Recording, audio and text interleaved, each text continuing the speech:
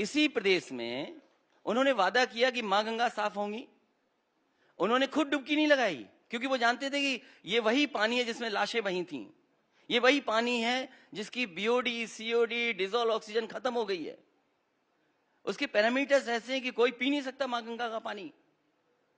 सोचिए, मां गंगा की सफाई का वादा किया। लेकिन कोविड में तो वो कहते हैं कि आप नदारद थे सर, कहीं आप जमीन पर दिख ही नहीं रहे थे काम करने के लिए, वो बार बार ललकारते हैं। वो जो तस्वीरें देखी लोगों ने, भारत का तो दुनिया में डंका बज गया होगा। बक्सर में जो लाशें बह रही थीं, गाजीपुर में जो लाशें बह रही थीं, इनको अंत्येष्टि और अंतिम संस्कार का मौका नहीं मिला। अखिलेश जी कहाँ निकले आंसुओं को पोंछने के लिए? सवाल है कि सरकार ये बताए, सरकार की जिम्मेदारी क्या थी? रेमडेसिविर कोई अधिकारी बांटेगा, ऑक्सीजन कोई अधिकारी बांटेगा, अस्पताल में बेड नहीं होगा, ऑक्सीजन के सिलेंडर नहीं मिलेंगे, किसको दवाई दे दी सरकार ने? और सरकार जब नाकाम हो गई तो कहती विपक्ष क्यों नहीं निकला? और अगर विपक्ष निकल रहा था, हमारे लोग निकल रहे थे, तो उन पर मुकदमे कोविड के लगाए जा रहे थे। मुझे याद है, और मैं कह सकता हूं, आज तक मेरे ऊपर कोई केस नहीं लगा, लेकिन किसानों की लड़ाई के लिए जब समाजवादी पार्टी निकली तो कोविड प्रोटोकॉल का हम पे उल्लंघन का धारा लगा दी। बताओ, ये जिम्मेदारी किसकी थी?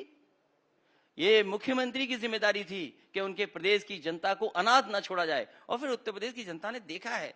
लेकिन अब तो चुनाव के करीब आप निकल रहे हैं ना सर, अब तो पूरी ताकत के साथ कोविड को सोचिए, क्योंकि करो या मरो की स्थिति अब आ गई अखिलेश जी के लिए।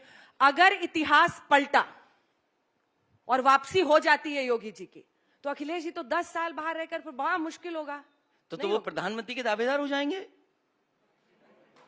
आपको बड़ी चिंता है योगी जी की? अरे वो प्रधानमंत्री के दावेदार हो जाएंगे या आग लगा रहे हैं? बीजेपी वाले सोच लें, ये डबल इंजन टकरा रहा है, डबल इंजन। तो ये लोकप्रियता में डबल इंजन का मुकाबला आप कैसे करेंगे? मोदी और योगी दोनों की लोकप्रियता बनाम अखिलेश की लोकप्रियता। देखिए, लोकप्रियता, सवाल लोकप्रियता का नहीं है, सवाल यह है कि उत्तर प्रदेश खुशहाली के रास्ते पे जाएगा कि नहीं जाएगा। आज खजाना खाली है। बाबा मुखर्जी ने क्या किया? खजाना खाली कर दिया। अब आप उनको बाबा बोलेंगे? अब देखिए, अब वो अब्बा जान कह देते तो आप गुस्सा आ जाते हैं, क्योंकि अब आप उनको बाबा कह रहे हैं।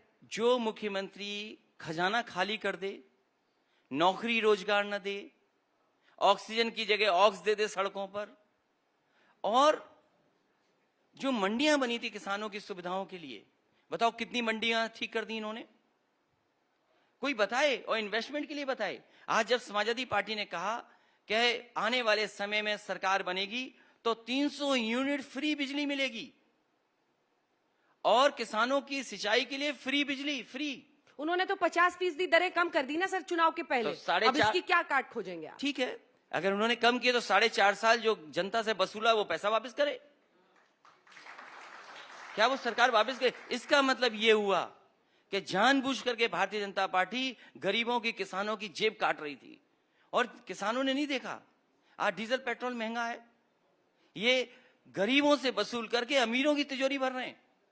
किसी के आमदनी नहीं बढ़ी, कमाई नहीं बढ़ी, लोगों ने अपने सेविंग का पैसा निकाल करके अपना इलाज कराया, तकलीफ परेशानी में अपने परिवार का इलाज कराया।